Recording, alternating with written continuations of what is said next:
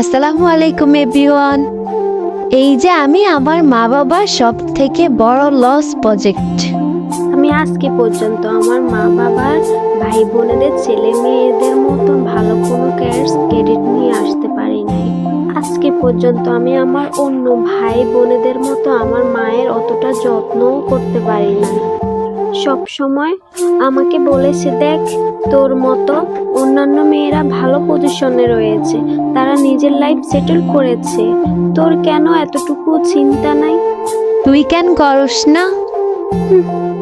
তোমরা কি কখনো জানতে চেয়েছো যে আমি কি চাই?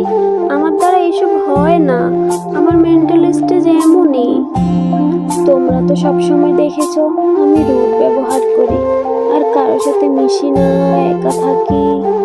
আমি যে প্রতিদিন কান্না করি সেটা তোমাদের চোখে পড়ে না, কিন্তু তোমাদের চোখে এটা ঠিকই পড়ে যে আমি বদলে গেছি। কখনো কি জানতে চেয়েছো আমি কি চাই? বলেছো কি করতে চাস বল, আমরা তোকে সাপোর্ট দিব।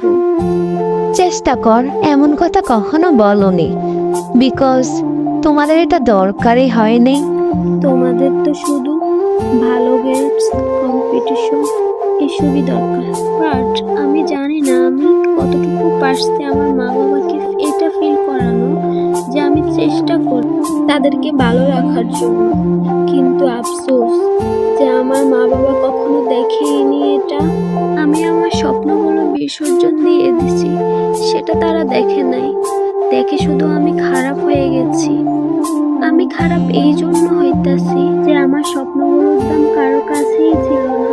আমি যেটা পারতেছি না সেটা জোর করানো হইতাছে, আর আমি যেটা চাইতেছি সেটার কোনো ভ্যালু নাই। হ্যাঁ, আমি জানি আমি খারাপ, আমি মানতেছি আমি খারাপ, আমি তোমাদের অযোগ্য মেয়ে। তোমাদের বলছি, তোমরা ঠিক করতেছ? তোমরা ভালো তো? হ্যাঁ, তোমরা ভালো থাকলেই হবে। হ্যাঁ, আমি জানি আমি খারাপ, আমি খারাপই থাকি, এটা কোনো ম্যাটার করে না। তোমরা ভালো থেকো, এটাই চাই। তোমাদের অসংখ্য অসংখ্য ধন্যবাদ। বাই, আল্লাহ হাফেজ।